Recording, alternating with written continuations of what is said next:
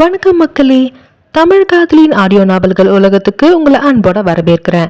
இது எழுத்தாளர் தமிழ் காதலி சங்கீத பிரியா தட்சிணாமூர்த்தியின் காரிகியவளின் காதல் அசுரனே. பாகங்கள் 53 மற்றும் 54. கதையின் குரலாக நான் உங்கள் சங்கீத பிரியா தட்சிணாமூர்த்தி. விஸ்வாமித்திரரின் டைரியை படித்துக் கொண்டிருந்த பார்கவிற்கு அதிர்ச்சியாக இருந்தது. அவர் இந்தரின் காதலை பற்றியும் அதில் எழுதியிருந்ததை கண்டு. ஆம், விஸ்வாமித்ரர் அவரின் டைரியில் இந்தர் அனாதியை காதலித்தது பற்றியும் எழுதியிருந்தார். அதிலும் தெளிவாக அனாதியின் பெயரையே அவர் எழுதியிருந்ததால் பார்கவிற்கு நன்றாக புரிந்துவிட்டது அவர் யாரை கூறுகிறார் என்று. அதன் பின்பு அவர் மேலும் பார்கவிற்கும் அனாதிக்கும் திருமணம் நடந்ததையும் அதனால் இந்தர் எவ்வளவு மனமுடைந்து போனான் என்பதையும் எழுதியிருக்க அதை படிக்க படிக்க இதயத்தில் இருந்து ரத்தம் வடிவதைப் போல் இருந்தது பார்கவிற்கு. அவனால் கொஞ்சமும் அதை தாங்கிக் கொள்ள முடியவில்லை. அப்போ இந்தர் அனாவ என்று அதற்கு மேல் அவனாலேயே அதை பற்றி நினைக்க முடியவில்லை. கண்கள் இருட்டிக்கொண்டு வருவது போல் இருக்க கண்களில் இருந்து கண்ணீர் அருவியாய் பொழிய துவங்கியது அவனுக்கு. அப்பா இந்தரோட ஆசையை நிறைவேற்றி வைக்க முடியலன்னு தான் மன கஷ்டத்துல இறந்துட்டாரா? அப்பா இறந்ததுக்கு நானும் ஒரு காரணமா? நான் மட்டும் அனாவை கல்யாணம் பண்ணாமல் இருந்திருந்தா இந்நேரம் அப்பா இப்படி எங்களை விட்டு போயிருக்கவே மாட்டாரே. அப்போ அவரை நான் தான் கொண்டுட்டேனா? நான் தான் என்னோட அவசர புத்தியால் அவரை கொண்டுட்டேன். நான் தான் அவரை கொண்டுட்டேன் என்று தலையில் அடித்துக்கொண்டு கதறி அழுதவனுக்கு ஆறுதல் கூறக்கூட அங்கு யாரும் இல்லை. அவன் மனம் முழுவதும் தான் மட்டும் அனாதியை திருமணம் செய்யாமல் இருந்திருந்தால் இந்த நிச்சயம் அவளை திருமணம் செய்து கொண்டிருப்பான். விஸ்வாமித்ரர் தன் மகன் வாழ்வு நன்றாக இருப்பதைக் கண்டு அவரும் மகிழ்ச்சியாக வாழ்ந்திருப்பார் என்று அவனுக்கு நினைக்க தோன்றியதே தவிர அந்த நேரம் தான் அனாதியை காதலித்ததையும் அவள் தன் மனைவி என்பதையுமே மறந்து விட்டிருந்தான் ஆனவன். அந்த அளவுக்கு விஸ்வாமித்ரர் மீது அவர் கொண்டிருந்த தாயன்பு அவன் கண்ணை மறைத்து விட்டிருந்தது. எல்லாம் என் தப்பு தான். நான் தான் எல்லாத்துக்கும் காரணம். என் ஒருத்தனால தான் இங்கே இவ்வளோ பிரச்சனை. என் நண்பன் ஏன் அவ்வளோ உடஞ்சி போயிருக்கான்னு எனக்கு இப்போ தான் புரியுது. ஏற்கனவே காதல் தோல்வி ஒரு பக்கம், அந்த வலி மறையத்துக்குள்ளே அப்பா இறந்தது இன்னொரு பக்கம். கடவுளே, ஏன் என் வாழ்க்கையில் இப்படி கஷ்டத்தை கொடுக்குற? நான் என் நண்பன் இது வரைக்கும் சந்தோஷமாக இருக்கணும்னு மட்டும்தான் நினச்சிருக்கேன். அவன் சந்தோஷத்துக்காக நான் என்ன வேணாலும் பண்ணுவேன்னு எல்லாருக்குமே தெரியுமே. அப்படிப்பட்ட நானே இன்னைக்கு அவனோட சந்தோஷத்தை அழிச்சிட்டேனே என்று அவன் கதறி அழுது கொண்டிருக்க அந்நேரம் தொலைபேசியில் அவனுக்கு அழைப்பை ஏற்படுத்தினாள் அனாதி. யாரென்று எடுத்து பார்த்தவன் அனாதியின் எண்ணெய் கண்டவுடன் கண்ணீரை துடைத்து கொண்டு அலைபேசியை காதில் எடுத்து வைக்க, என்னங்க, எங்கே இருக்கீங்க? வீட்டுக்கு இன்னும் நீங்கள் வரலையே, என்ன ஆச்சு? விஸ்வமாமா வீட்டில் தான் இருக்கீங்களா? உங்கள் ஃப்ரெண்டு எப்படி இருக்காரு? ஏதாவது அவரை சாப்பிட வச்சிங்களா? நீங்கள் ஏதாவது சாப்பிட்டீங்களா என்று அவள் பாட்டிற்கு கேள்வி மேல் கேள்வி கேட்டுக்கொண்டே செல்ல அவளின் கேள்விக்கு பதில் கூற முடியாமல் மனதுக்குள் வெம்பி துடித்தான் ஆனவன். என்னங்க, நான் இவ்வளோ கேள்வி கேட்குறேன், அப்பவும் அமைதியாக இருக்கீங்க. என்ன ஆச்சு? லைனில் இருக்கீங்களா இல்லையா என்று மீண்டும் அனாதி கேட்க, இருக்கம்மா, அப்பா வீட்டில் தான் இருக்கேன். அவன் இன்னும் சாப்பிடல. அவனை சாப்பிட வச்சுட்டு நான் வீட்டுக்கு வரேன். நீ சாப்பிட்டு ரூமை லாக் பண்ணிவிட்டு தூங்கு. நான் வந்து கதவை தட்டுற வரைக்கும் கதவை திறக்காத, சரியா என்று அவன் கூற, சரிங்க, சீக்கிரம் வாங்க. ஏற்கனவே ரொம்ப நேரம் ஆயிடுச்சு. நைட் டைமில் ரொம்ப லேட்டாக வராதிங்க. ஒரு வேளை உங்களால் வர முடியலன்னா அங்கேயே கூட தங்கிடுங்க. காலையில் கூட கிளம்பி வாங்க, ஒன்றும் பிரச்சனை இல்லை என்று அவன் இந்த நேரத்தில் அவன் நண்பனுக்கு உறுதுணையாக இருக்க வேண்டும் என்ற எண்ணத்தில் அனாதிகா கூற தன் மனைவியை எண்ணி மனதுக்குள் பூரித்து போனான் ஆனவன். சரிடா, நான் பார்த்துக்கிறேன், நீ சேஃபாக இரு. அவங்க ஏதாவது சொன்னாலும் அதை பெருசாக எடுத்துக்காத, அதை கண்டுக்காத, ஓகேவா என்று தன் தாய் மற்றும் தங்கை அண்ணியை மனதில் வைத்துக்கொண்டு அவளை பாதுகாப்புடன் இருக்குமாறு பார்கவ் கூற, சரிங்க, நான் பார்த்துக்கிறேன், நீங்கள் பார்த்துருங்க என்று கூறிவிட்டு அழைப்பை துண்டித்து விட்டாள் அவள். அதுவரை அடக்கி வைத்திருந்த அழுகை மீண்டும் ஊற்றெடுக்க துவங்கியது ஆனவனுக்கு. வாயில் கை வைத்து பொத்தி கொண்டு அவன் அழுத அழுகையில் விஸ்வாமித்திரரின் ஆத்மாவை கலங்கியிருக்கும். அவ்வளவு அழுகை அவனிடம். சிறிது நேர அழுகைக்கு பிறகு தன்னை சமன்படுத்தி கொண்டவன் வேகமாக இந்தர் அறைக்கு செல்ல இந்தர் இன்னும் தன்னிலை மாறாமல் அப்படியே தான் அமர்ந்திருந்தான் விஸ்வாமித்திரரின் புகைப்படத்தை வெறித்தவாறு. அவன் நிலை கண்டவனுக்கு இப்பொழுதே தான் மாண்டுவிடக்கூடாதா என்ற எண்ணமே வந்துவிட்டது. தன் நண்பனை எப்போதும் இப்படி ஒரு நிலையில் காணாதவன் இந்த 1 மாதமாக அவன் நிலை எண்ணி வருந்தாத நாட்களும் இல்லை, கண்ணீர் சிந்தாத நாட்களும் இல்லை. அவனின் இந்த நிலைக்கு தான் காரணமே என்பதை நினைத்த மனதை விலக்கி தள்ளிவிட்டு பெரும்பாடுபட்டு தன்னை சமன் செய்து கொண்டு இந்திரன் அறைக்கு சென்றவன், டேய், இன்னும் எவ்வளவு நேரம் தாண்டா இப்படியே உட்காந்து இருக்க போற, வந்து சாப்பிடு என்று அவனை அழைக்க அவனிடமிருந்து எந்த பதிலும் வரவில்லை. அதற்கு மேல் தாங்க முடியாமல் அவன் அருகே மண்டியிட்டு அமர்ந்தவன், உன்னோட இந்த நிலைமைக்கு நான் தானடா காரணம். நீ அண்ணாவை காதலிக்கிற விஷயத்த என்கிட்ட சொல்லியிருந்தா நானே உனக்கும் அவளுக்கு கல்யாணம் பண்ணி வச்சிருப்பேனேடா. ஏன்டா என்கிட்ட மறைச்ச? ஏன் இப்படி உனக்குள்ளேயே எல்லாத்தையும் போட்டு மறைச்சி வச்சுக்கிட்டு இருக்க? உன் வாழ்க்கையே என்னால் தானே நாசமாக போயிடுச்சு. அந்த கவலையில் தானே அப்பா இறந்துட்டாரு. அவரோட சாவுக்கு நான் தானடா காரணம். என் ஒருத்தனால தானே எல்லாருக்குமே பிரச்சனை என்று தலையில் அடித்துக்கொண்டு படபடவென அழுகையுடன் பொரிந்தவன், மன்னிச்சிடு மச்சான், இதை தவிர்த்து வேற என்ன சொல்றதுன்னு எனக்கு தெரியல. உன்கிட்ட மன்னிப்பு கேட்குற தகுதி கூட இல்லடா. முடிஞ்சா என்னை மன்னிச்சிடு என்று அழுகையுடன் கதறியவாறு கூறியவன் வேகமாக அறையை விட்டு வெளியேறி கீழே இறங்க அவ்வளவு நேரம் அவன் கூறியதை கேட்டு சிலை போல் சமைந்து அமர்ந்திருந்த இந்தருக்கு அவன் அறையை விட்டு வெளியே சென்ற பின்புதான் உணர்வே வந்தது. எது நடக்கக்கூடாது என்று பயந்தானோ அதுவே நடந்துவிட்டது. தான் அனாதியை விரும்பிய விஷயம் இறுதி வரை பார்கவிற்கு தெரியக்கூடாது என்றுதான் அவனே நினைத்தான். ஆனால் இப்பொழுது அது அவனுக்கு தெரிந்துவிட்டது என்றதும் அதிர்ந்து போனவன் வேகமாக பார்கவ் பின்னே வெளியே வர முற்பட அதற்குள் தன் புல்லட்டை எடுத்துக்கொண்டு வீட்டிலிருந்து பறந்து இருந்தான் ஆர்கவ். அவன் வேகத்தை கண்டு பயந்தவன் தலையில் அடித்துக்கொண்டு, டேய் நில்லுடா என்று கத்தினான் சத்தமாக இந்திரஜித். ஆனால் பார்கவோ திரும்பியும் அவனை பார்க்கவில்லை. இந்தர் அவன் இந்த வேகத்தில் சென்றால் நிச்சயம் ஏதாவது விபரீதம் நிகழ்ந்துவிடும் என்பதை உணர்ந்தவன் வேகமாக தன் காரில் அவனை பின்தொடர்ந்தான். செல்லும் வழியெல்லாம் பார்கவின் எண்ணிற்கு அழைப்பை ஏற்படுத்தி கொண்டே அவன் செல்ல, முன்னே தன் பைக்கில் சென்று கொண்டிருந்தவனோ அவன் அழைப்பை ஏற்கவே இல்லை. கண்ணாடியில் தன் பின்னே இந்தர் தன்னை பின்தொடர்ந்து வருவதை கண்டவன் அவன் முகத்தை கூட பார்க்கும் திறனற்று வேகமாக பைக்கை செலுத்தினான். மனம் முழுவதும் ரணமாயிருக்க நினைவுகள் யாவும் விஸ்வாமித்திரரையே சுற்றி சுற்றி வந்தது அவனுக்கு. நான் தான் அவரோட சாவுக்கு காரணம், நான் தான் அவரை கொன்னுட்டேன் என்று மனதுக்குள் ஜமம் போல் நடித்து கொண்டு சற்று அவன் சிந்தனை தவிர எதிரே வந்த வாகனத்தால் அடித்து தூக்கி வீசப்பட்டான் ஆனவன். டேய் பார்கவ் என்று அவனை பின்தொடர்ந்து காரில் வந்திருந்த இந்தர் அதிர்ச்சியில் கத்த பல அடி தள்ளி சென்று தரையில் தேய்த்து கொண்டே பைக்குடன் விழுந்தான் பார்கவ். விழுந்த வேகத்தில் சாலையின் ஓரம் இருந்த கருங்கலில் தலையில் முட்டி அப்படியே ரத்தம் வடிய கீழே விழுந்தான் அவன். டேய் மச்சான், டேய் என்று காரை வேகமாக நிறுத்திவிட்டு கதவை வேகமாக திறந்து கொண்டு அழகியுடன் ஓடி வந்த இந்தர் அவனை தூக்கி தன் மடியில் கிடத்தினான். டேய் ஏண்டா இப்படி பண்ண? கவனமா வண்டி ஓட்ட மாட்டியா? கண்ணு திறந்து என்ன பாரு பார்கவ், என்ன பாருடா என்று இந்திரஜித் அவன் கன்னத்தை தட்ட மெதுமெதுவாக மயக்கத்தில் இருந்து சிரமப்பட்டு தன் விழிகளை திறந்தான் பார்கவ். அவன் கண்களிலிருந்து கண்ணீர் நிற்காமல் வழிய கலங்கிய விழிகளுடன் இந்திரை பார்த்தவன், மன்னிச்சிடுடா, நீ அவளை காதலிக்கிற விஷயம் எனக்கு முன்னாடி தெரிஞ்சிருந்தா நிச்சயம் உங்க 2 பேரையும் நானே சேர்த்து வச்சிருப்பேன். தேவையில்லாமல் நான் தான் இங்கே எல்லாருக்கும் பிரச்சனையாக இருந்திருக்கேன். என்னால் தாண்டா அப்பாவுக்கு இப்படி ஆயிடுச்சு. என்னை மன்னிச்சிடுடா, நான் போகிறேன். உன்னை நம்பி அவளை விட்டுட்டு போகிறேன். அவளை பத்திரமா பார்த்துக்கோ மச்சான். மறுபடியும் உங்கள் காதல் ஒன்று சேரணும் என்று ரத்தம் படிந்திருந்த தன் கரத்தை இந்தரின் கன்னத்தில் வைத்தவாறு கூறினான் பார்கவ்.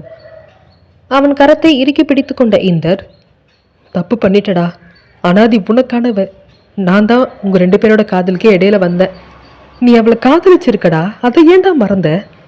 நீ இல்லாமல் எப்படிடா அவள் இருப்பா என்று பைத்தியம் போல் தலையில் அடித்துக்கொண்டு இந்திரஜித் அழ அவன் கூறியதை கேட்டு இதழின் ஓரம் விரக்தி சிரிப்பை ஒன்றை உதித்த பார்கவ், என்னோட விதி முடிய போகுது. இனி அதை பற்றி பேசி ஒரு பிரயோஜனமும் இல்லை. இனி அவளை பத்திரமா பார்த்துக்க வேண்டியது உன்னோட பொறுப்பு. உன்னை நம்பி தாண்டா அவளை விட்டுட்டு போகிறேன். அவளை கைவிட்டுடாதரா என்று வலியுடன் கூறியவன் அவனை பார்த்தவாறே தன் இன்னுயிரை நீக்க இந்திரன் கன்னத்தில் இருந்த பார்கவின் கரம் தானாக தரையில் சென்று விழுந்தது. அடுத்த நொடி அவனை நெஞ்சோடு அணைத்து இந்தர் பார்கவ் என்று அழுகையுடன் கூடிய கர்ஜனை சத்தத்தை வெளியேற்ற அவனின் நிலை கண்டு வானம் கூட கண்ணீரை பொழிந்தது மழைத்துளியாக. அடுத்து என்ன நிகழப்போகிறது என்பதை அடுத்த அத்தியாயத்தில் காணலாம். காரிகேவலின் காதல் அசுரனே பாகம் 54. பார்கவின் இறப்பிற்கு பிறகு அனாதியின் நிலைதான் மிகவும் மோசமாக இருந்தது. அவன் இறப்பை கூட அவள் சரியாக ஏற்றுக்கொள்ளாத இயலாத நிலையில் ஜெயந்தி, விக்ருதா, ரீஷ்மா மூவரின் மூலமும் பல கொடுமைகளை அனுபவிக்க ஆரம்பித்தாள் அனாதிகா. ஜெயந்திக்கு தன் மகன் இறந்துவிட்டான் என்பதில் துளியும் கவலை இல்லை என்பது போலவே இருந்தது அவளின் நடவடிக்கைகள். பார்கவின் இறப்பிற்கு பிறகு கொஞ்சம் கொஞ்சமாக ஜெயந்தி அனாதியை கொடுமைப்படுத்த துவங்க அதை தாங்கிக் கொள்ள இயலாமல் தினமும் இரவு தங்களின் அறையில் பார்கவின் புகைப்படத்தை நெஞ்சோடு அணைத்த வண்ணம் கதறி அழுவாள் அவள்.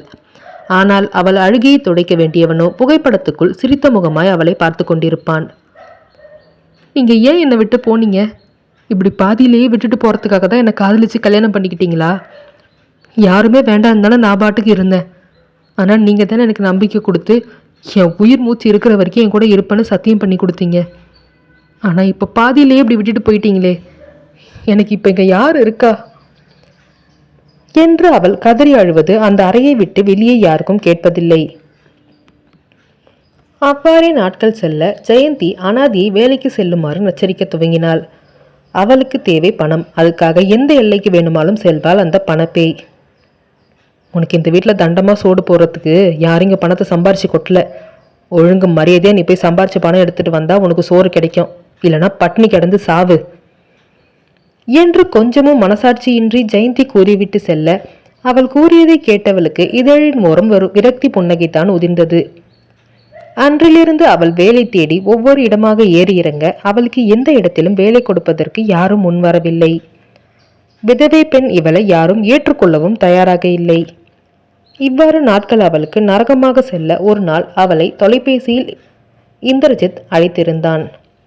தொலைபேசியில் இந்தரியன் ஒளிர்ப்பதைக் கண்டு அதை ஏற்றவள் அவனிடம் என்ன பேசுவது என்று தெரியாமல் திணறினாள். இதுவரை ஒருமுறை கூட அவள் தனிப்பட்ட முறையில் இந்தரிடம் பேசியதில்லை.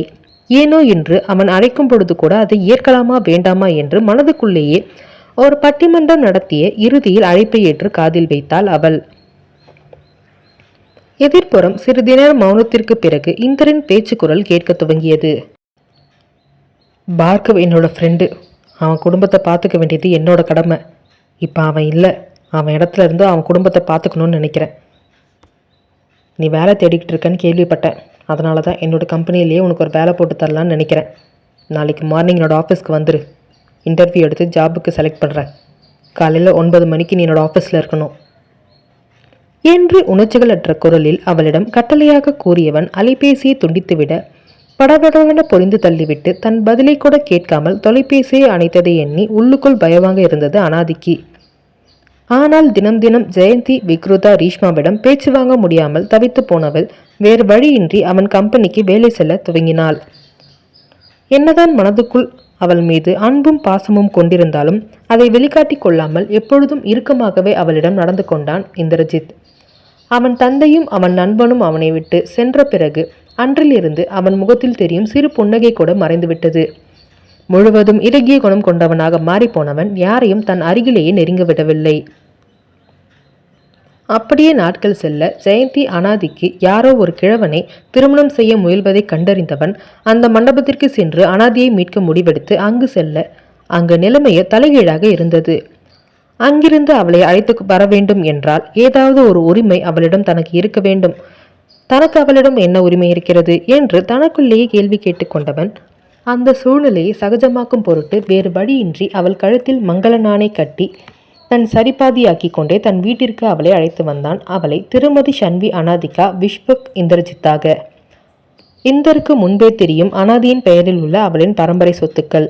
ஆனால் ஜெயந்திக்கு தெரியாது என்பதால் அந்த விஷயத்தை அவளுக்கு தெரியப்படுத்தி அவளை தன்னிடத்தில் வர வைத்து அவளின் உண்மையான முகத்தை அனாதிகாவிற்கு காட்ட வேண்டும் என்பதற்காகவே தன் வக்கீலின் மூலம் அனாதியின் மீது உள்ள சொத்துக்களை ஜெயந்திக்கு தெரியப்படுத்தியவன் தன் திட்டத்தின்படியே அவளை தன் வீட்டிற்கு அழைத்து வந்து இப்பொழுது தன் மனையால் அனுபவித்த வழிகளுக்கு நிகராக அவர்களுக்கும் நரகத்தை காட்டிக் கொண்டிருக்கிறான். இதையெல்லாம் நினைத்து பார்த்தவன் அமைதியாக தன் எதிரே சுவற்றில் மாட்டப்பட்டிருந்த பார்கவ் மற்றும் தன் தந்தையின் புகைப்படத்தை வெறித்து கொண்டிருந்தான். நீங்கள் 2 பேரும் எனக்கு என்னன்னு என்னை விட்டுட்டு சந்தோஷமாக போயிட்டீங்க. இப்போ மேலே நீங்கள் 2 பேரும் சந்தோஷமாக ஒன்றா தான் இருப்பீங்க. அதுவும் என்னை பார்த்துட்டு சிரிச்சுக்கிட்டு இருப்பீங்கல்ல? ஆமாம், அப்படி தான் இருப்பீங்க. ஏன்னா நான் தான் பைத்தியக்காரனாச்சே. உங்களுக்கு என்னை பார்த்தா பைத்தியம் மாதிரி தானே தெரியுது. அதனால தான் இந்த பைத்தியக்கார கூட இருக்கக்கூடாதுன்னு என்னை விட்டுட்டு பாதியிலேயே போயிட்டீங்க. ஆனால் கவலைப்படாதீங்க, ரொம்ப நாளெல்லாம் நானும் இங்கே இருக்க மாட்டேன். சீக்கிரமே உங்களை தேடி வருவேன். என் விதி முடிய போகுது. ஆனால் நான் என் மனைவி இந்த உலகத்தில் நிற்கதியாக விட்டுட்டு வர விரும்பலை. அவளுக்கு தைரியம் தன்னம்பிக்கைன்னு எல்லாத்தையும் சொல்லி கொடுத்துட்டு தான் அவளை விட்டு வரணும்னு முடிவு பண்ணியிருக்கேன். அது வரைக்கும் எனக்கு எதுவும் ஆகாது, அந்த நம்பிக்கை எனக்கு இருக்குது என்று மனதுக்குள்ளேயே அவர்களிடம் பேசி கொண்டிருந்தவன் அப்படியே கண்மூடி கட்டிலில் அதன் விளிம்பில் சாய்ந்து விட்டான். மறுநாள் காலை, அண்ணி எழுந்துருங்க, டைம் ஆயிடுச்சு.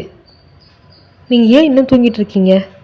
அண்ணி எழுந்துருங்க அண்ணி என்று தரையில் அமர்ந்து கட்டிலில் தலை சாய்த்து கண்கள் மூடி படுத்திருந்த அனாதியை கத்தி கத்தி எழுப்பி கொண்டிருந்தாள் வேதா. அவளின் சத்தத்தில் மெதுவாக விழிகளை சுருக்கி திறந்த அனாதிகா தன் முன்பு பாவமான முகத்துடன் அமர்ந்திருந்த வேதாவை கண்டு குழம்பி போனாள். என்ன ஆச்சு வேதாம்மா? ஏன் இப்படி கத்திக்கிட்டு இருக்க? உடம்பு எதுவும் சரியில்லையா உனக்கு என்று பதட்டத்துடன் அனாதிகா கேட்க, ஐயோ அண்ணி, அதை நான் தான் உங்ககிட்ட கேட்கணும். ஏன் நீங்கள் இங்கே உட்காந்து தூங்கிட்டு இருக்கீங்க? நைட்டு கட்டில் வந்து படுக்க வேண்டியது தானே? என்ன ஆச்சு உங்களுக்கு என்று மழலை மொழியில் குழப்பத்துடன் அவள் வினவ, அப்பொழுதுதான் தான் அமர்ந்த நிலையிலேயே உருங்கியது நினைவுக்கு வந்தது அனாதிக்கு.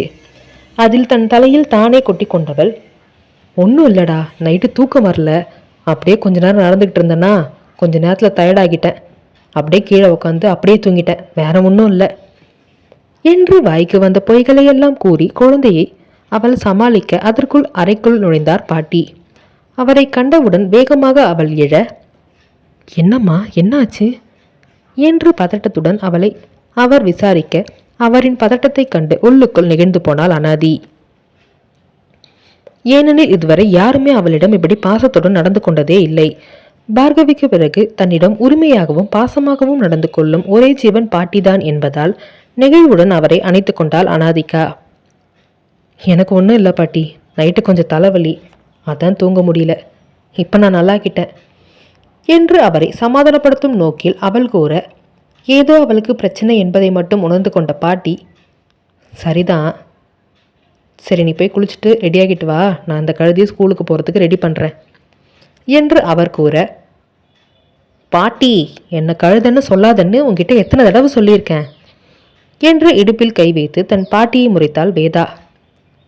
ஆமாண்டி, நீ முறைச்சா அப்படியே நான் பயந்துருவேன் பாரு, இந்த பேச்செல்லாம் என்கிட்ட வேணா, ஒழுங்கா வா, வந்து ஸ்கூலுக்கு ரெடியாகு என்று அவர் கூற, வேண்டாம், நான் அன்னி கூடவே ரெடி ஆகிக்கிறேன், உன் கூட ரெடியாக வந்தா என்னை திட்டிக்கிட்டே இருப்ப என்று குழந்தை முகத்தை சுருக்க அவள் கூறியதை கேட்டு சிரித்த அனாதிகா, நானே உன்னை ரெடி பண்ணுறேன் போதுமா என்று வேதாவிடம் சிரித்த முகத்துடன் கூறியவள் இப்பொழுது பாட்டியின் புறம் திரும்பி, பாட்டி இவளோட ஸ்கூல் யூனிஃபார்ம் எல்லாத்தையும் எடுத்துகிட்டு வந்து வச்சுட்டு போங்க, நான் பார்த்துக்கிறேன் இவளை என்று அவரிடம் கூறியவள் குளியல் அறைக்குள் வேதாவை அழைத்து கொண்டு சென்றாள்.